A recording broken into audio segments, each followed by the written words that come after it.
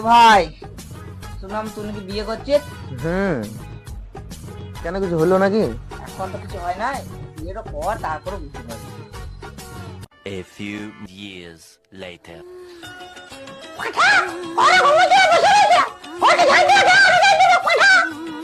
মামুনি, তোমাকে আমি বিয়ে গান মারাতে করে এনেছি।